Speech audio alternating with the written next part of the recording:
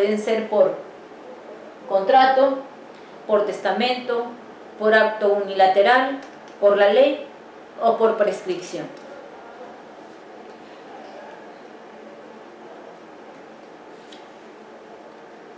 También hablamos de las formalidades de la publicidad del usufructo, hablamos también de la modalidad de la constitución del usufructo, cómo se constituye, y la capacidad.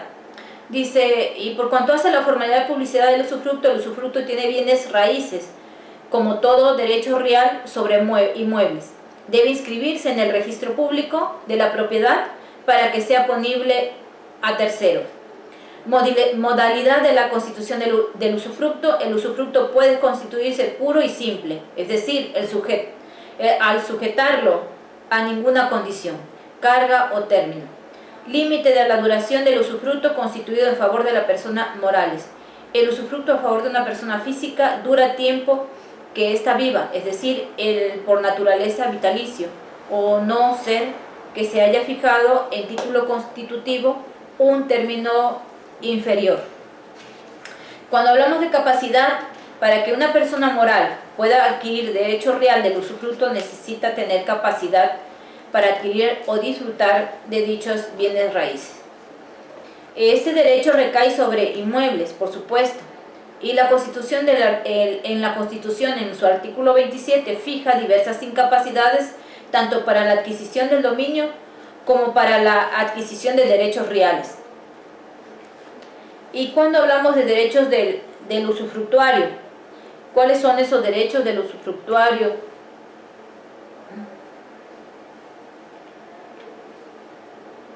Hablamos de los derechos del usufructuario y son los siguientes. Inciso A, acciones del usufructuario. Estos a su vez se dividen en reales, personales y posesorias. En el inciso B nos habla del usufructuario tiene un derecho del uso sobre la cosa, es decir, el uso significa el aprovechamiento de la cosa sin alterar la forma ni sustancia. No implica, por tanto, el acto de disposición material mediante el consumo, ni el acto de disposición jurídica mediante la venta. La misma definición del usufructo precisa que al gozarse de la cosa ajena no se podrá alterar de forma ni sustancia. Y cuando hablamos en el inciso C, el usufructuario tiene derecho a percibir los frutos naturales, civiles e industriales. En esta radica principalmente la naturaleza específica del usufructo y lo distingue del derecho real del uso, en el cual el usuario no tiene el goce, o sea, la facultad de pedir los frutos. El usuario solo puede percibir los frutos necesarios para él y para la familia, pero no puede comerciar con dichos frutos. Y cuando hablamos de facultades del usufructuario respecto de la cosa o derecho, el artículo, el Código Civil dispone que el usufructuario puede gozar por sí mismo de la cosa usufructuada, puede enajenar, arrendar y gravar su derecho de usufructo, pero todos los contratos que celebre como usufructuario terminarán con el usufructo. Analizaremos así las distintas facultades que le confiere el artículo. Obligaciones del usufructuario. ¿Cuáles son esas obligaciones del usufructuario? Las obligaciones son las siguientes: obligaciones anterior a la entrega de la cosa materia del usufructo, obligación durante el disfrute y la obligación de la extensión del usufructo. Forma de extinción del usufructo. ¿Cuáles son esas formas de extinción del usufructo? Bueno, por la muerte del usufructuario, por el vencimiento del plazo que se establezca, por el cumplimiento de la condición absolutoria que le ofrece, por la consolidación, reuniéndose una persona las calidades de usufructuario y propietario, por la renuncia del usufructuario, por la pérdida de la cosa, por la prescripción, por revocación del derecho del propietario, constituyendo cuando siendo su dominio revocable llega el tiempo de la revocación, por no otorgarse fianza en el usufructo a título gratuito. Y ahí terminamos con el tema y vamos a tocar lo que es el uso y la habitación. ¿Qué es el uso y qué es la habitación? En términos generales, estos derechos reales son también desmembraciones de la propiedad, de menor importancia que el usufructo. En realidad el uso constituye un usufructo parcial o restringido, dado que actualmente no se concreta el ejercicio exclusivo del jus utendi, sino que faculta al usuario para recibir algunos frutos. El usufructo, el uso y la habitación se denominan antiguamente como servidumbres personales, por oposición a las servidumbres prediales o reales. En la actualidad se emplea la denominación específica para cada derecho: usufructo, uso o habitación. Para las servidumbres reales simplemente se emplea el término servidumbre. Es el uso. ¿Qué significa el uso? ¿O cuándo se da el uso en cuanto a la propiedad? Podemos definir el uso indicando que es un derecho real temporal por naturaleza, vitalicio, para usar los beneficios ajenos sin alterar su forma ni sustancia, y de carácter intransmisible, se distingue por consiguiente del usufructo. Cuando hablamos de habitación, el derecho de habitación en realidad es el derecho de uso sobre una finca urbana para habitar gratuitamente algunas piezas de una casa.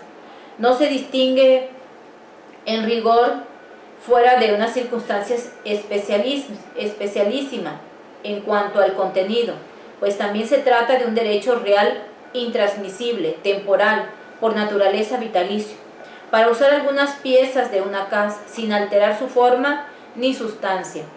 En cambio, el uso se entiende como el usufructo, tanto a los bienes muebles como de los bienes inmuebles. Cuando ese uso se refiere a las piezas de una casa habitación, toma el nombre de derecho real de habitación. Y hablamos de lo que es la servidumbre. ¿Qué es la servidumbre?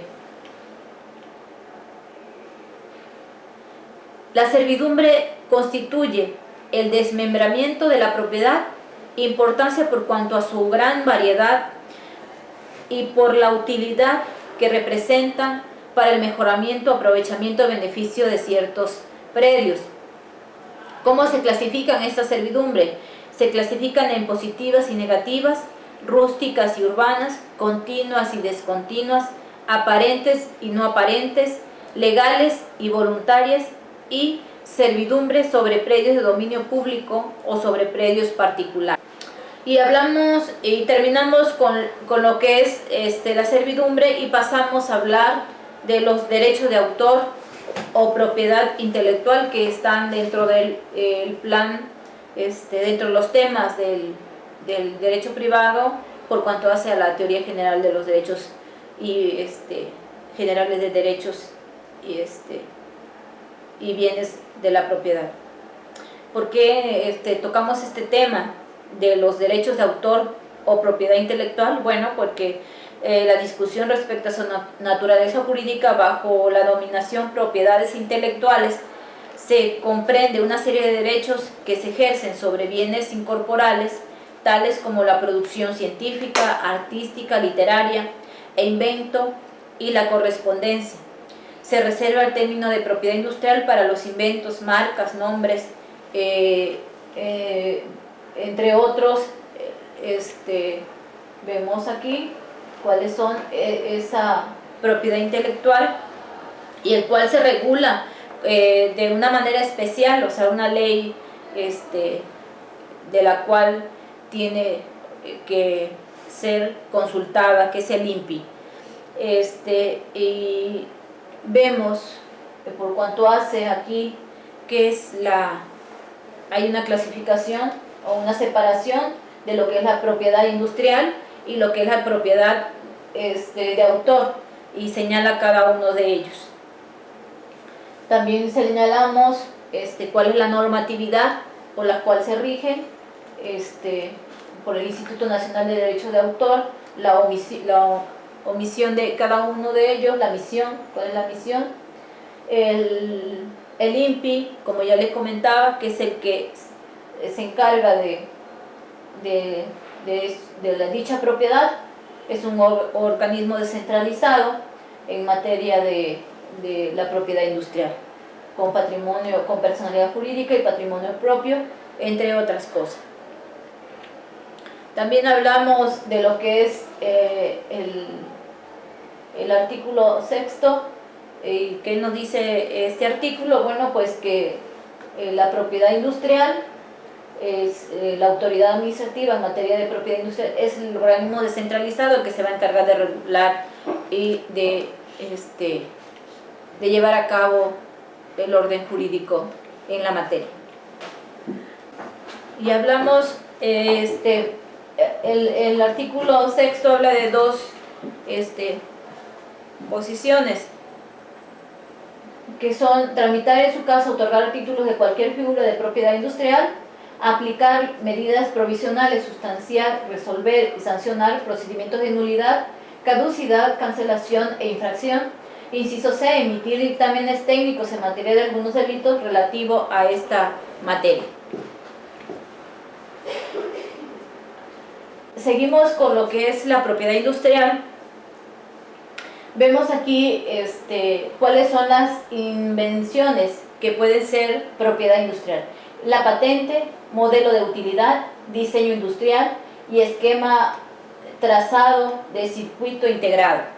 Y en cuanto hablamos de diseño industrial, el modelo industrial nos habla de dos modelos, el del diseño industrial y modelo industrial.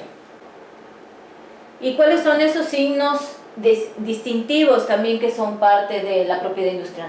Las marcas, los logos, aviso comercial, nombre comercial, denominación de origen.